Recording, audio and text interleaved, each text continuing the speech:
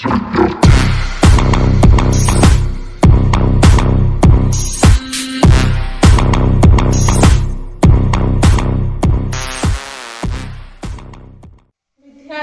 ఈరోజు మనం 10వ తరగతి 5వ పాఠం నగర గీతం చెప్పుకోబోతున్నాం. ఈ నగర గీతం అనే పాఠ్య భాగాన్ని అలిశెట్టి ప్రభాకర్ గారు రాయడం జరిగింది. ఇక మనం పాఠం గురించి తెలుసుకోబోయే ముందు చదవండి, ఆలోచించి చెప్పండి అనేటువంటి టాపిక్ చదివి అందులో కొన్ని ప్రశ్నలు ఇవ్వడం జరిగింది. ఆ ప్రశ్నలకు సమాధానాలు చెప్పండి. విద్యార్థులు ఇక్కడ ఇచ్చింది చూడండి, ఒకసారి నేను చదువుతున్నాను. చాటుమాటుగా అర్ధాంగి చేటల్లో కన్నీళ్లు చెరుగుతున్నప్పుడు సంసారం బరువెంతో సమీక్షించగలిగిన వాణ్ణి.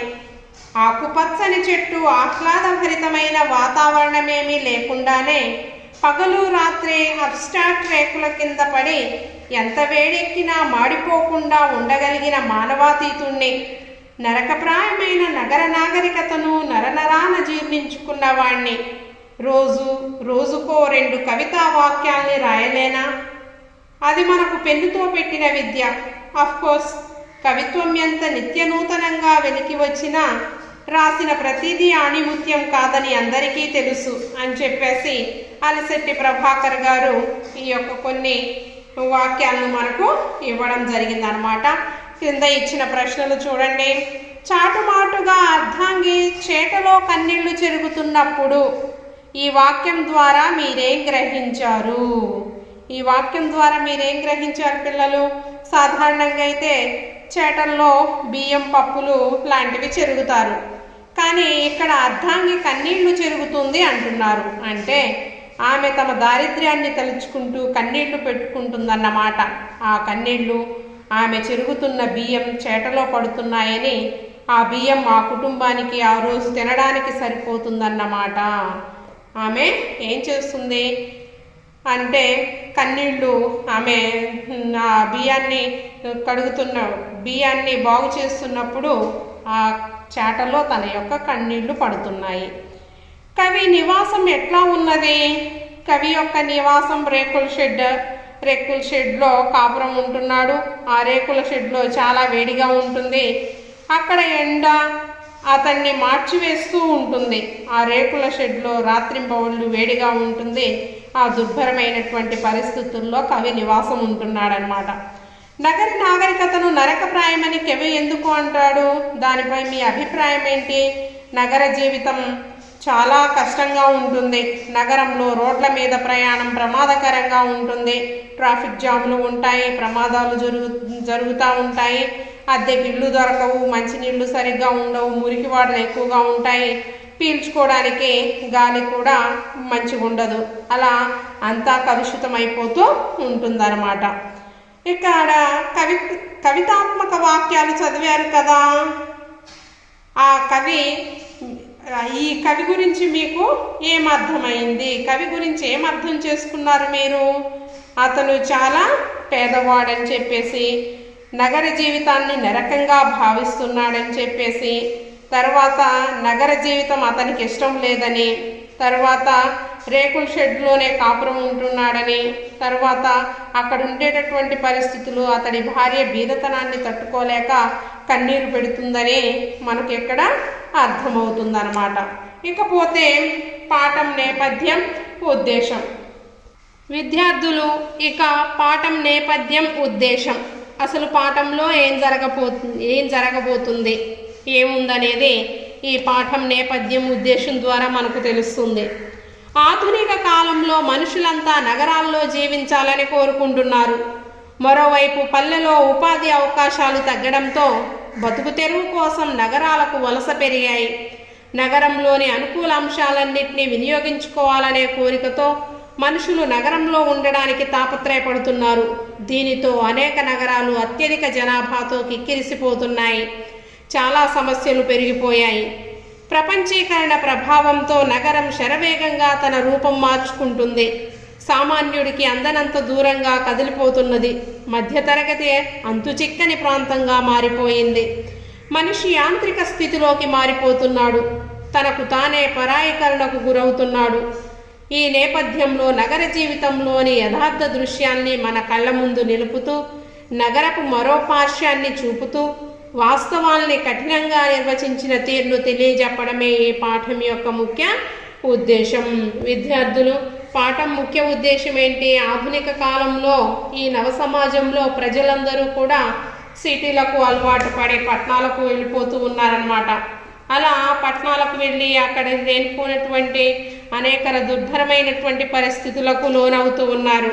అలా పట్టణాల మీద మోజు పెరిగి పల్లెటూళ్ళ నుంచి పట్టణాలకు వెళ్ళేటటువంటి దుస్థితిలో అక్కడ జరిగేటటువంటి పరిస్థితుల్లో ప్రజలందరూ ఇబ్బంది పడేటటువంటి పరిస్థితిని కవి చాలా చక్కగా వర్ణించడం జరిగింది. ఇకపోతే పాఠ్యభాగ వివరాలు. పాఠం మినీ కవిత అనే ప్రక్రియకు చెందింది. ఏదైనా ఒక అంశాన్ని కొసమెరుపుతో, వ్యంగ్యంగా, చురకలతో తక్కువ పంక్తుల్లో చెప్పడమే మినీ కవిత.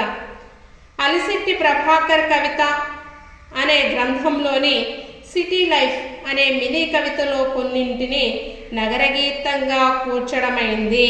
పిల్లలు, ఇక్కడ పాఠం మినీ కవిత అనేటటువంటి ప్రక్రియ నుండి తీసుకొనబడింది. ఏదైనా ఒక అంశాన్ని కొసమెరుపుతో, వ్యంగ్యంగా, చురకలతో తక్కువ పంక్తుల్లో చెప్పడమే మినీ కవిత. మినీ అంటే తక్కువ.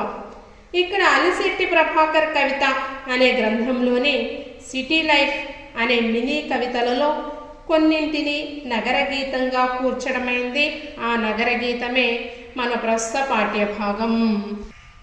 విద్యార్థులు, ఇక కవి పరిచయం. మనకు నగరగీతం అనే పాఠ్యభాగాన్ని అలిశెట్టి ప్రభాకర్ గారు రాయడం జరిగింది. ఈ అలిశెట్టి ప్రభాకర్ గారు జగిత్యాల జిల్లాలోని జగిత్యాల ఇతని యొక్క జన్మస్థలం. ఇతను జనవరి 12, 1954 సంవత్సరంలో జన్మించడం జరిగింది. డాక్టర్ అలిశెట్టి ప్రభాకర్ గారు జగిత్యాల జిల్లాలోని జగిత్యాల జన్మస్థలం జగిత్యాలలో జనవరి 12, 1954 సంవత్సరంలో అలిశెట్టి ప్రభాకర్ గారు జన్మించడం జరిగిందన్నమాట. ప్రారంభంలో పండుగల, ప్రకృతి దృశ్యాల, సినీ నటుల బొమ్మల్ని పత్రికలలో వేశారు. న్యూస్ పేపర్స్లలో ఏంటి, సినీ నటుల, సినిమాలో నటించినటువంటి హీరోల యొక్క బొమ్మల్ని, తర్వాత ప్రకృతి దృశ్యాలు, పండుగ వాతావరణాన్ని అంతటినీ కూడా బొమ్మల్లో చిత్రీకరించారనమాట. అలా న్యూస్ పేపర్లలో ప్రింట్ చేసేవాడు బొమ్మలు. తర్వాత జగిత్యాలలో సాహితీ మిత్రదీప్తి సంస్థ పరిచయంతో కవిత్వ రంగంలోకి ప్రవేశించారు. ఎవరి యొక్క సహకారంతో? సాహితీ మిత్రదీప్తి సంస్థ యొక్క పరిచయంతో ఇక కవితా రంగంలోకి ప్రవేశించడం జరిగింది. 1974లో ఆంధ్ర సచిత్ర వారపత్రికలో వచ్చిన పరిష్కారం అచ్చైనటువంటి మొదటి కవిత. ఇతని యొక్క కవిత మొట్టమొదటిసారిగా ఇతని యొక్క కవిత అచ్చైనటువంటిది అనమాట. అంటే అచ్చవడము అంటే పుస్తకాల్లో ప్రింట్ చేసి పంపించింది. 1974 సంవత్సరంలో ఆంధ్ర సచిత్ర వారపత్రికలో మొట్టమొదటిసారిగా పరిష్కారం అచ్చైనటువంటి, పరిష్కారం అనేటటువంటి కవిత అచ్చైందనమాట. జగిత్యాలలో స్టూడియో పూర్ణిమ, జగిత్యాలలోనేమో స్టూడియో పూర్ణిమ జగిత్యాలలో ఏం చేశారు? 1976 సంవత్సరంలో కరీంనగర్లో స్టూడియో శిల్పి, తర్వాత హైదరాబాదులో స్టూడియో చిత్రలేఖ ఏర్పాటు చేయడం జరిగిందనమాట. ఈయన జగిత్యాలలో స్టూడియో పూర్ణిమ 1976 సంవత్సరంలో ఏర్పాటు చేశాడు. ఆ సంవత్సరంలో అంటే తన యొక్క జీవితాన్ని గురించి, తన యొక్క జీవితంలో కొంతవరకు ఆదాయాన్ని సమకూర్చుకోవడానికి గాను తను ఈ యొక్క స్టూడియో పూర్ణిమను ఏర్పాటు చేసుకొని ఫోటోలు తీసేటటువంటి వారు. తర్వాత స్టూడియో శిల్పి కరీంనగర్లో ఏర్పాటు చేశారు. ఇది కరీంనగర్లోనేమో స్టూడియో శిల్పి 1976 సంవత్సరంలో ఏర్పాటు చేయడం జరిగింది. తర్వాత హైదరాబాద్లోనేమో స్టూడియో చిత్రలేఖ అనేటటువంటి దాన్ని ఏర్పాటు చేశారు 1983 సంవత్సరంలో. కరీంనగర్లోనేమో స్టూడియో శిల్పి 1979లో స్థాపించారనమాట, స్టార్ట్ చేశారు. తర్వాత హైదరాబాద్లోనేమో స్టూడియో చిత్రలేఖ 1983 సంవత్సరంలో ప్రారంభించారనమాట. ఇవన్నీ కూడా కవి కాకముందు తను జగిత్యాలలో, కరీంనగర్లో, హైదరాబాద్లో స్థిరపడి అక్కడక్కడ స్టూడియోని ఏర్పాటు చేసి ఫోటోగ్రాఫర్గా తన జీవితంలో ఫోటోగ్రాఫర్గా ఎదిగాడు. తన యొక్క జీవితంలో జీవించడానికి డబ్బులు అవసరం కదా, వాటి కోసం ఈ యొక్క స్టూడియోని ఏర్పాటు చేసుకున్నాడనమాట. అలా జీవిక కోసం ఫోటోగ్రాఫర్గా, జీవిత పోరాటంలో కవిగా ఎదిగాడు. ఏనాడు సంపాదన కోసం ఆరాటపడలేదు. తన కళ ప్రజల కోసమే అని చివరి వరకు నమ్మినటువంటి వారు. తర్వాత ఇతని యొక్క రచనలు ఈ ఎర్రపావురాలు 1978 సంవత్సరంలో రాస్తారనమాట. తర్వాత మంటల జెండాలు, తర్వాత చురకలు 1979లో రాస్తారనమాట. రక్తరేఖ అనేటటువంటిది 1985 సంవత్సరంలో. తర్వాత ఎన్నికల ఎండమావి 1989 సంవత్సరంలోనే రాశారు. తర్వాత సంక్షోభ గీతం 1990 సంవత్సరంలో రాయడం జరిగింది. సిటీ లైఫ్ 1992 సంవత్సరంలో రాయడం జరిగింది అనమాట. ఇందులో నుంచే సిటీ లైఫ్ అనే దాంట్లో నుంచే కొన్ని కవితలు మనం నగర గీతంగా ఈ పాఠంలో చెప్పుకుంటున్నాం అనమాట. అయితే ఎర్రపావురాలు, మంటల జెండాలు, చురకలు, రక్తరేఖ, ఎన్నికల ఎండమావి, సంక్షోభ గీతం, సిటీ లైఫ్ అనేటటువంటి రచనలు చేశారనమాట. అలా రచనలు చేసి అక్కడి నుంచి మళ్ళీ ఇతని అచ్చైనటువంటి కవితా సంకలనాలు ప్రింట్ అయ్యాయి అనమాట. ఇవి అచ్చు చేయబడినటువంటివి మనకు అందుబాటులో ఉన్నవన్నమాట. ఆంధ్రజ్యోతి దినపత్రికలో 6 ఏళ్ల పాటు సీరియల్గా సిటీ లైఫ్ పేరుతో హైదరాబాద్ నగరంపై రాసిన మినీ కవితతో ప్రఖ్యాతి పొందడం జరిగింది. ఇతని యొక్క ఆంధ్రజ్యోతి దినపత్రికలో 6 ఏళ్ల పాటు సీరియల్గా, అంటే చిన్న చిన్న సీరియల్స్ వస్తూ ఉంటాయన్నమాట. ఆ సీరియల్స్లో సిటీ లైఫ్ పేరుతో హైదరాబాద్ నగరంపై రాసిన మినీ కవితలతో ప్రఖ్యాతి పొందాడు, పేరు పొందడం జరిగింది. తన కవిత్వంతో పాఠకుల్లో ఆలోచన దృక్పథాన్ని, సామాజిక చైతన్యాన్ని పెంపొందించిన కవి అలిశెట్టి ప్రభాకర్ గారు. తన కవిత్వంతో పాఠకుల్లో, అంటే వినేటటువంటి వారు, తన యొక్క కవితల్ని చదివేటటువంటి వారిలో ఆలోచన దృక్పథాన్ని కలిగించి వాళ్ళలో చైతన్యం కలిగించడమే ఇతని యొక్క కవితల్ని చదివి ప్రజలందరూ కూడా ఆలోచించేటటువంటి వారు. చైతన్యం, వాళ్ళ జీవితాల్లో చైతన్యం వచ్చేటటువంటిది ఆలోచింపజేసే విధంగా రచనలు ఉండేవి. ఈ అలిశెట్టి ప్రభాకర్ గారు జనవరి 12, 1993 సంవత్సరంలో మరణించడం జరిగింది. జనవరి 12, 1993 సంవత్సరంలో మరణించారు అలిశెట్టి ప్రభాకర్ గారు. ఇక విద్యార్థులకు సూచనలు మీకు తెలిసినవేనా? ఏంటి? పాఠం చదివి పాఠంలో మీకు తెలియని, అంటే అర్థం తెలియని పదాల కింద గీత గీసి మనకు వెనక పదపట్టిక ఉంది. ఆ పదపట్టికలో నుండి అర్థాల్ని వెతికి రాయండి. ఇక ప్రవేశిక దృష్టిని బట్టి సృష్టి గోచరిస్తుంది. కొందరిని కొన్ని సన్నివేశాలు విశేషంగా ఆకర్షిస్తాయి. సహృదయుడు ప్రతి కదలిక నుంచి ప్రేరణ పొందుతాడు. అతనికి భాష ఆయుధమైతే భావం కవితా రూపం సంతరించుకుంటుంది. నగరంలోని మూలాలను ఓ కవి హృదయం ఎట్లా దర్శించిందో అలిశెట్టి మినీ కవితలు మన కళ్ళకు పడుతుంది. మనసు కిటికీ తెరిచి చూస్తే అక్షరాల వెనుక అనంత దృశ్యాలు కనిపిస్తాయి. దృష్టి అంటే మనం చూసే విధానాన్ని బట్టి సృష్టి గోచరిస్తుంది, సృష్టి కనిపిస్తుంది మనకు. అలా కొందరిని కొన్ని సన్నివేశాలు విశేషంగా ఆకర్షిస్తాయి. సహృదయుడు మంచి హృదయం కలవాడు ప్రతి కదలిక నుంచి ప్రేరణ పొందుతాడు. ప్రతి అంశం నుంచి మంచిని గ్రహిస్తాడు, అందులో నుండి ప్రేరణ పొందుతాడు. అతనికి భాష ఆయుధమైతే భావం కవితా రూపం సంతరించుకుంది. అలా తను చూసినటువంటి అంశాల్లో నుంచే మంచి విషయాన్ని తీసుకొని కవితా రూపంలో ప్రజల్ని చైతన్యం కలిగించే విధంగా కవితలు రాసేటటువంటి వారు.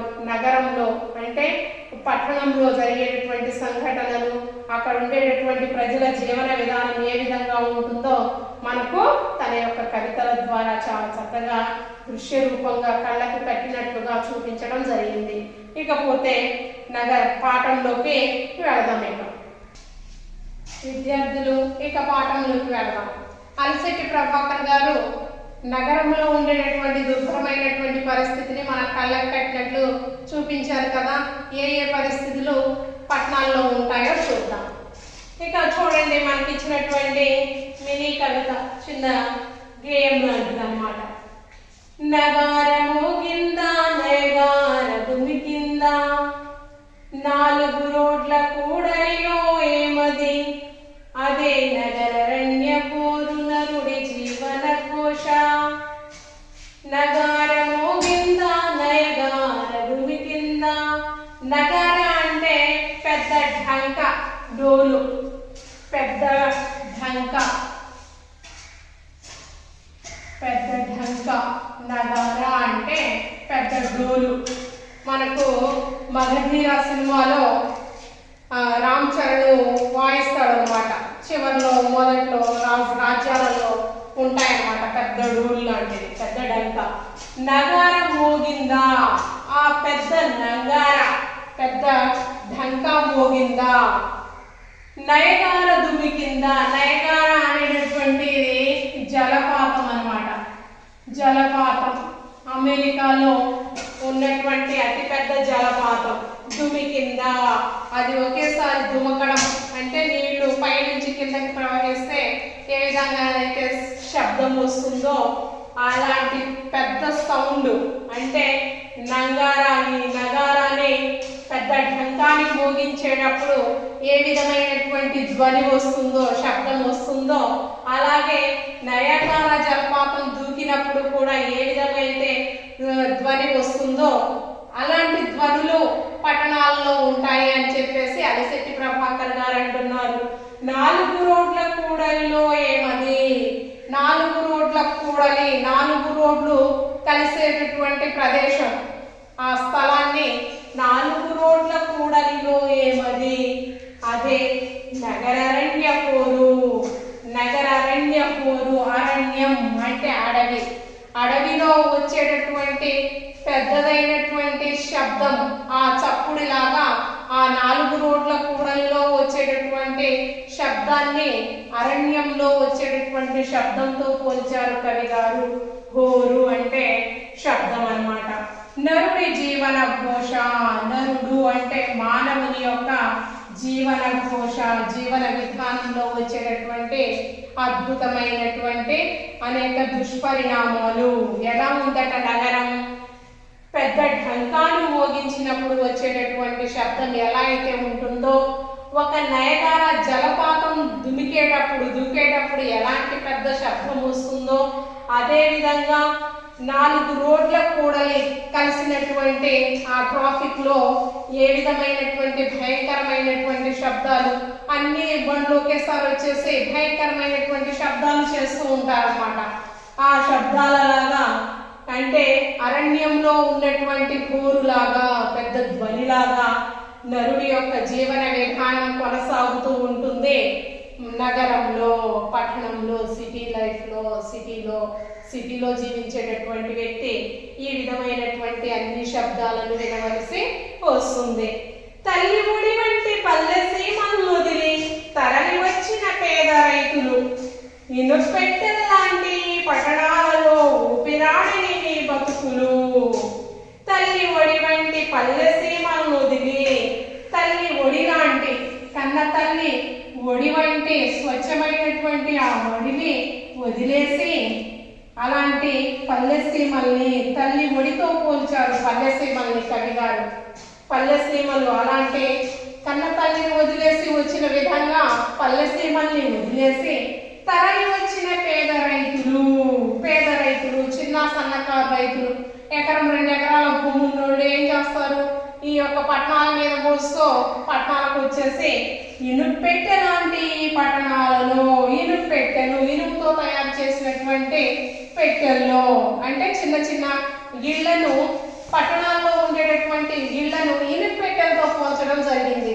అంటే ఇనుపెట్టెల్లో ఎలా అయితే మనం వస్తువుల్ని పెట్టేసి ఎలా అయితే దాన్ని మూసేస్తామో ఆ డబ్బాను, అదేవిధంగా ప్రజల్ని ఏం చేస్తున్నారు, స్వచ్ఛమైనటువంటి పల్లెల్లో నుంచి వచ్చి ఆ ఇనుపెట్టె లాంటి ఇరుకిరుకు గదుల్లో చిన్న చిన్న డబ్బాల లాంటి ఇళ్లలో వీళ్ళు అద్దెలకు ఉంటూ ఈ పట్టణాలలో ఊపిరాడని మీ బతుకులు ఊపిరాడకుండా ఉండిపోతున్నారు. స్వచ్ఛమైనటువంటి పల్లె సీమలను వదిలేసి ఇనుపెట్టెల లాంటి తల్లిగుడి లాంటి ఆ పల్లె సీమలను వదిలేసి ఇనుపెట్టె లాంటి ఆ చిన్న చిన్న గదుల్లోకి పట్టణాల మీద మోసుతూ వచ్చేసి అందులో ఊపిరాడకుండా ఉక్కిరి బిక్కిరి అయిపోతున్నారు ఈ యొక్క పల్లెలో ఉండేటటువంటి ప్రజలు. ఇలా పల్లెలను వదిలేసి సిటీ మీద మోజుతో పట్టణాలకు వచ్చేసి ఇక్కడ పట్టణ జీవనాన్ని ఈ విధంగా దుర్భరంగా గడపడం జరుగుతుంది అన్నమాట. తర్వాత నగరంలో ప్రతి మనిషి పఠనీయ గ్రంథమే, మరి నీ బతుకు పేజీలు తిరగేసేదెవరో. ఉదయమే బస్సుల్లో రిక్షాల్లో పేవ్మెంట్లపై విరబూసిన కాన్వెంట్ పువ్వుల సందడి, రాలే చదువుల పుప్పొడి. ఇక్కడ కవిగారు ఏమంటున్నారు, నగరంలో ప్రతి మనిషి పఠనీయ గ్రంథమే. పఠనీయ అంటే చదవదగిన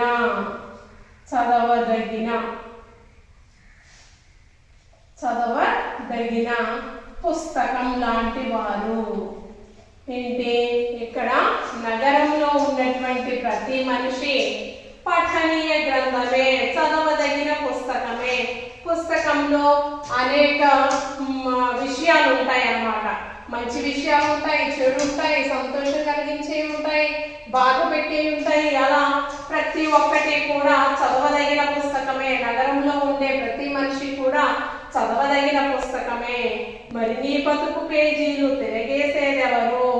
అలాంటి ఆ చదవదగిన పుస్తకంలో అనేక కష్ట సుఖాలు ఉంటాయి కదా, మరి ఆ కష్ట సుఖాన్ని తిరిగేసేదెవరో, నీ బ్రతుకు పేజీలను తిరిగేసేదెవరో, నీ కష్ట సుఖాన్ని తెలుసుకునేదెవరో.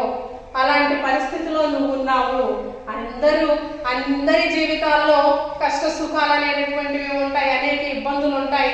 అవన్నీ తెలియాలంటే ఎవరు కూడా పట్టించుకోరు అని భావం అన్నమాట. ఇక ఉదయమే బస్సుల్లో రిక్షాల్లో పేవ్మెంట్లపై విరబూసిన కాన్వెంట్ పువ్వుల సందడి, రాలే చదువుల పుప్పొడి. ఇక్కడ కవిగారు పిల్లల్ని అన్నమాట, చదివేటటువంటి పిల్లల్ని ఈ విధంగా పోల్చడం జరిగింది, రాలే చదువుల పుప్పొడి అని. ఉదయమే బస్సులలో రిక్షాల్లో, కొంతమంది బస్సుల్లో వెళ్తారు పిల్లలు చదువుకోవడానికి, కొంతమంది రిక్షాలలో, కొంతమంది సైకిళ్ళ మీద, ఆటో రిక్షాల్లో ఈ విధంగా పొద్దున్నే విద్యను అభ్యసించడానికి ప్రైవేట్ స్కూళ్లకు వెళ్తూ ఉంటారన్నమాట. రోడ్ల మీద పేవ్మెంట్లపై అంటే నడకదారి, నడిచేటటువంటి అంటే కంకము మట్టి పోసి చదువు చేసినటువంటి ప్రదేశమే పేవ్మెంట్ అన్నమాట. కాలిబాట వెళ్ళేటటువంటి ప్రదేశం అన్నమాట, వెళ్ళే రోడ్డు. విరబూసిన అంటే వికసించినటువంటి కాన్వెంట్ పువ్వుల సందడి. కాన్వెంట్ ప్రైవేటు పాఠశాలకు వెళ్ళేటటువంటి పిల్లలను ఇక్కడ కాన్వెంట్ అంటే ప్రైవేట్ స్కూళ్ళు. అలా పువ్వుల సందడి. పిల్లల్ని కవిగారు పువ్వులతో పోల్చడం జరిగింది. రాలే చదువుల పుప్పొడి. వాళ్ళ యొక్క మాటలను, వాళ్ళు మాట్లాడే విధానాన్ని, వాళ్ళ చదువుని పువ్వులలో నుంచి రాలిపడేటటువంటి పుప్పొడి రేణువులతో పోల్చడం జరిగిందనమాట కవిగారు. చూడండి పిల్లలు, ఏంటి నగరంలో జీవించేటటువంటి మా యొక్క ప్రజల దుస్థితి ఎలా ఉంటుంది, ఆ నగరంలోనే శబ్దాలు ఏ విధంగా ఉంటాయి అనేటటువంటిది మనకి ఈ పాఠంలో చాలా చక్కగా తెలియజేశారు. ఏంటి, పెద్ద ఢంకా మోగిన విధంగా ధ్వని వస్తుంది, నయాగార జలపాతం దుమికినటువంటి విధంగా ఉంటుంది. 4 రోడ్లలో ఎన్నో భయంకరమైనటువంటి ప్రమాదాలు పొంచి ఉంటాయి.